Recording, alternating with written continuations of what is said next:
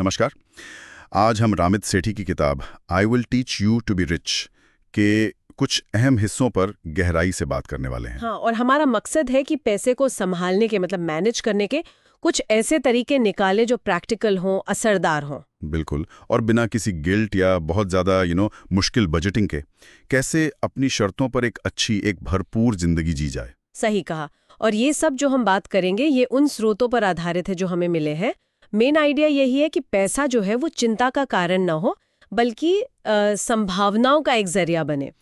तो इसके लिए कुछ खास तरीकों की बात की गई है ना, जैसे सोच समझकर खर्च करना। हाँ, कॉन्शियस स्पेंडिंग और अपनी फाइनेंशियल सिस्टम को ऑटोमेट करना, और जो बड़ी जीतें हैं, बिग विन्स, उन पर फोकस करना। ये कॉन्शियस स्पेंडिंग, ये सुनने में तो अच्छा लगता है। मतलब अपनी पसंद की चीज़ों पर खूब खर्च करो। हाँ, खुलकर, लेकिन साथ ही उन चीजों पर बेरहमी से कटौती करो जिनकी आपको बिल्कुल परवाह ही नहीं है। अच्छा, तो ये कंजूस होने से अलग है। हाँ, बहुत अलग है। देखिए, कंजूस तो हर छोटी चीज पर बचाने की कोशिश करता है ना? लेकिन जो सोच समझकर खर्च करता है वो अपनी प्रायोरिटीज तय करता है। मतलब पैसा वहां लगाता है जहां उसके लिए मायने रखता है। बिल्कुल। किताब में एक उदाहरण भी है। लेखक का एक दोस्त है जो घूमने फिरने पर मतलब ट्रैवलिंग पर साल का लगभग $21,000 खर्च करता है। $21,000? वो तो काफी ज्यादा है। हाँ, लेकिन बिना किसी अपराध बोध के, क्योंकि उसके लिए वो सबसे जरूरी चीज है। उसने बाकी जगहों पर कटौती की होगी जहां उसे फर्क नहीं पड़ता। समझ गया।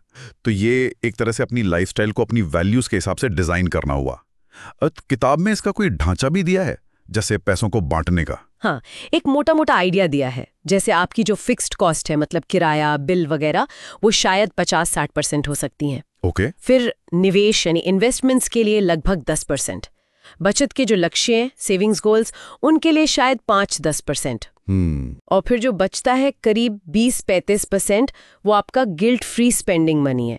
मतलब वो पैसा जिसे आप अपनी पसंद की चीजों पर बिना सोचे खर्च कर सकते हैं। अच्छा, तो ये गाइडलाइन है, पत्थर की लकीर नहीं है। बिल्कुल, इसे अपने हिसाब से एडजस्ट करना होता है, लेकिन इसे असलियत बनाने का सबसे पावरफुल तरीका है ऑटोमेशन। ऑटोमेशन मतलब सब कुछ अपने आप हो जाए। हाँ, बिल्कुल। एक ऐसा सिस्टम बना लेना कि जैसे ही आपकी कमाई आए वो अपने आप सही जगहों पर चली जाए। कुछ हिस्सा बचत खाते में, कुछ निवेश में। सेटेड एंड फॉरगेटेड वाला फंडा। एग्जैक्टली। मतलब आप अपनी आलस को ही अपने फायदे के लिए इस्तेमाल कर रहे हैं। एक बार सेट कर दिया, फिर सोचने की जरूरत नहीं। ये तो कमाल का आइडिया है। मतलब विल पावर पर डिपेंड नहीं रहना पड़ेगा। सही, क्योंकि मूड हो या ना हो, सिस्टम अपना काम करता रहेगा।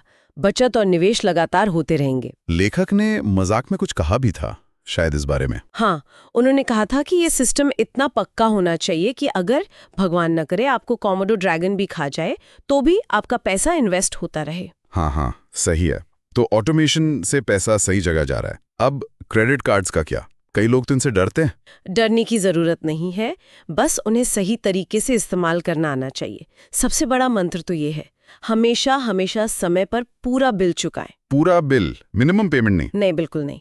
अगर आप पूरा बिल चुकाते हैं तो आप क्रेडिट कार्ड कंपनियों को उनके ही खेल में हरा देते हैं। आपको कोई ब्याज नहीं देना पड़ता। और इससे क्रेडिट स्कोर भी अच्छा रहता होगा। हाँ, और अच्छे क्रेडिट स्कोर का महत्व बहुत ज्यादा है। ये सिर्फ लोन लेने के लिए नहीं है। तो और क्या फायदे हैं? देखिए, अच्छा क्रेडिट स्कोर आपको लंबे समय में हजारों लाखों रुपए बचा सकता है। जब आप घर या कार के लिए लोन लेते हैं तो आपको बहुत बेहतर ब्याज दरें मिलती हैं। अच्छा। आपके स्कोर का एक बड़ा हिस्सा, करीब 35%, आपकी पेमेंट हिस्ट्री पे निर्भर करता है। मतलब आप समय पर बिल चुकाते हैं या नहीं। और क्या हम अपनी ब्याज दर यानी APR कम करवा सकते हैं? हाँ, कई बार आप क्रेडिट कार्ड कंपनी को फोन करके अपनी APR कम करने के लिए कह सकते हैं। अगर आप हमेशा पूरा बिल चुकाते हैं तो APR वैसे मायने नहीं रखता, लेकिन फिर भी ये एक आसान जीत हो सकती है। और कार्ड्स के जो दूसरे फायदे होते हैं, जैसे रिवॉर्ड पॉइंट्स, ट्रैवल माइल्स, उनका तो जरूर फायदा उठाना चाहिए। वो एक्स्ट्रा वैल्यू है, जैसे ट्रैवल पॉइंट्स हैं, या सामान खरीदने पर कंज्यूमर प्रोटेक्शन मिलता है, या वारंटी बढ़ जाती है। ये सब मुफ्त के फायदे हैं। और पुराने कार्ड्स का क्या करें? अगर इस्तेमाल नहीं हो रहे तो बंद कर देने चाहिए? आमतौर पर तो पुराने बिना सालाना फीस वाले कार्ड्स को खुला रखना आपके क्रेडिट स्कोर के लिए बेहतर होता है, क्योंकि ये आपकी क्रेडिट हिस्ट्री की लंबाई बढ़ाता है। लेकिन अगर आपके पास बहुत सारे बेकार पड़े कार्ड्स हैं तो वो बेवजह की उलझन भी पैदा कर सकते हैं। तो सोच समझकर फैसला लेना चाहिए। ठीक है, ऑटोमेशन हो गया, क्रेडिट कार्ड समझ लिए। अब आते हैं सबसे जरूरी चीज पर, निवेश यानी इन्वेस्टिंग। किताब इस पर बहुत जोर देती है, खासकर जल्दी शुरू करने पर। हाँ, और वो स्मार्ट सैली और डम डैन का उदाहरण बहुत अच्छा है समझाने के लिए। हाँ, बताइए उसके बारे में। देखिए, स्मार्ट सैली 35 साल की उम्र में हर महीने $200 निवेश करना शुरू करती है। डम डैन वही काम 10 साल बाद 45 की उम्र में शुरू करता है। $200 महीना, दोनों के लिए सेम? हाँ बिल्कुल, लेकिन जब दोनों 65 साल के होते हैं तो सैली के पास डैन से $60,000 ज्यादा होते हैं, सिर्फ 10 साल पहले शुरू करने की वजह से। वाह, ये तो कंपाउंडिंग का जादू है ना? बिल्कुल, इसीलिए सिर्फ बचत करना काफी नहीं है। बैंक अकाउंट में पड़ा पैसा तो महंगाई की वजह से अपनी कीमत खोता रहता है। सही बात है। निवेश ही वो तरीका है जिससे आपका पैसा लंबी अवधि में महंगाई को मात दे सकता है। ऐतिहासिक रूप से देखें तो स्टॉक मार्केट ने औसतन लगभग 8% सालाना रिटर्न दिया है। तो शुरुआत कैसे और कहां से करें? इतने सारे विकल्प हैं, 401k, रॉथ आरा, थोड़ा कंफ्यूजिंग हो सकता है। हाँ, हो सकता है। देखिए, अगर आपका एम्प्लॉयर, मतलब जहां आप काम करते हैं, वो 401k में मैचिंग कंट्रीब्यूशन देता है तो वो आपकी पहली प्राथमिकता होनी चाहिए। मैचिंग मतलब? मतलब अगर आप अपनी सैलरी का कुछ हिस्सा 401k में डालते हैं तो आपका एम्प्लॉयर भी अपनी तरफ से कुछ पैसा उसमें डालता है। ये एक तरह से मुफ्त का पैसा है, इसे बिल्कुल नहीं छोड़ना चाहिए। अच्छा, ये तो बहुत अच्छा है। और रॉथ आरा? रॉथ IRA भी एक बेहतरीन रिटायरमेंट अकाउंट है। इसमें आप टैक्स देने के बाद पैसा डालते हैं। मतलब पोस्ट टैक्स? हाँ, लेकिन इसका सबसे बड़ा फायदा ये है कि जब आपका पैसा इसमें बढ़ता है, जो भी निवेश पर कमाई होती है वो टैक्स फ्री होती है, और रिटायरमेंट में जब आप पैसा निकालते हैं वो भी पूरी तरह टैक्स फ्री होता है। ये तो जबरदस्त है। तो इसे खोलना और इसमें पैसा डालना आसान है? हाँ, आजकल बहुत आसान है। आप किसी भी बड़े ब्रोकरेज फर्म जैसे वैनगार्ड, फिडेलिटी या चार्ल्स श्वाब के साथ ऑनलाइन खोल सकते हैं। और किताब निवेश को सिंपल रखने की बात करती है, इसका क्या मतलब है? इसका मतलब है कि आपको कोई फाइनेंशियल गुरु बनने की जरूरत नहीं है। जो टीवी पर एक्सपर्ट्स आते हैं और भविष्यवाणी करते हैं कि बाजार ऊपर जाएगा या नीचे, उनको अनदेखा करें। कोई भी भरोसे के साथ बाजार को टाइम नहीं कर सकता। तो फिर क्या करें? सिंपल, कम लागत वाले निवेश चुनें, जैसे इंडेक्स फंड्स। ये फंड्स किसी एक मार्केट इंडेक्स जैसे S&P 500 को ट्रैक करते हैं। मतलब आप एक साथ सैकड़ों बड़ी कंपनियों में थोड़ा थोड़ा निवेश कर रहे हैं। अच्छा, इससे रिस्क फैल जाता है। हाँ, डाइवर्सिफिकेशन हो जाता है और इनकी फीस बहुत कम होती है उन म्यूचुअल फंड्स के मुकाबले जिन्हें एक्टिवली मैनेज किया जाता है। और ये टारगेट डेट फंड्स क्या होते हैं? ये और भी आसान है। आप बस अपनी अनुमानित रिटायरमेंट की तारीख वाला फंड चुन लेते हैं, जैसे टारगेट डेट 2050 फंड।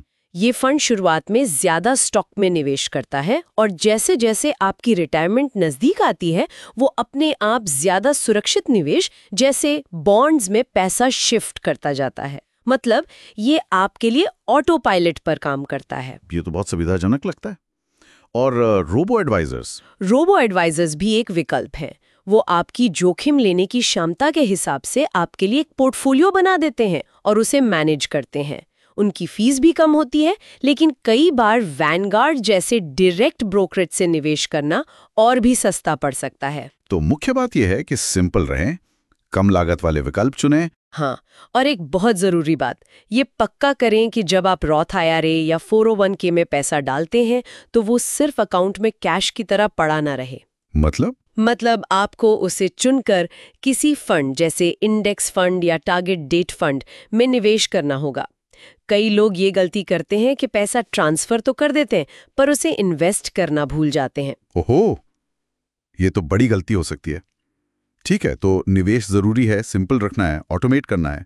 लेकिन अगर किसी पर कर्ज हो तो, खासकर क्रेडिट कार्ड का भारी कर्ज? हाँ, कर्ज से निपटना भी बहुत जरूरी है और यहाँ भी रणनीति चाहिए। सबसे पहले सबसे ज्यादा ब्याज वाले कर्ज पर हमला बोलना है, और वो अक्सर क्रेडिट कार्ड का कर्ज ही होता है। सिर्फ मिनिमम पेमेंट करना क्यों खतरनाक है? किताब में फिर से डम डैन का उदाहरण है। मान लीजिए उस पर $5,000 का क्रेडिट कार्ड कर्ज है, 14% APR पर। अगर वो सिर्फ मिनिमम पेमेंट करता रहता है तो उसे वो कर्ज चुकाने में 25 साल से ज्यादा लग जाएंगे। और वो ब्याज में ही $6,000 से ज्यादा भर चुका होगा, मतलब कर्ज की मूल रकम से भी ज्यादा। बाप रे, ये तो कर्ज का जाल है। तो स्मार्ट सैली क्या करती? स्मार्ट सैली एक निश्चित रकम तय करती है, मान लीजिए $100 हर महीने, जो मिनिमम से ज्यादा है। वो उसे लगातार चुकाती है। और नतीजा? नतीजा ये कि वो 6 साल 4 महीने में पूरा कर्ज चुका देती है। और ब्याज कितना देती है? सिर्फ लगभग $2,500। कितना बड़ा फर्क है। हाँ, ये तो जमीन आसमान का फर्क है। तो ज्यादा ब्याज वाले कर्ज को प्राथमिकता देना जरूरी है। छात्र ऋण, स्टूडेंट लोन्स के बारे में क्या?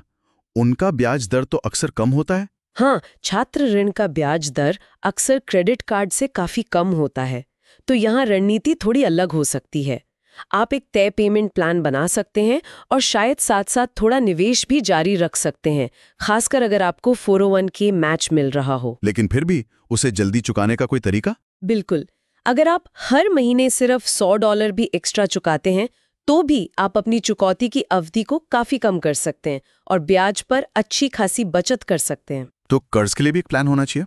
अच्छा, इन सब डिटेल्स के बीच किताब एक और बड़ी बात कहती है, बिग विन्स पर फोकस करो। इसका क्या मतलब है? इसका मतलब है कि अपनी एनर्जी और अपना समय उन चीजों पर लगाओ जिनका वाकई बड़ा असर होता है। छोटी छोटी चीजों पर बहुत ज्यादा चिंता करके अपना दिमाग खराब मत करो। जैसे? किस चीज पर चिंता ना करें?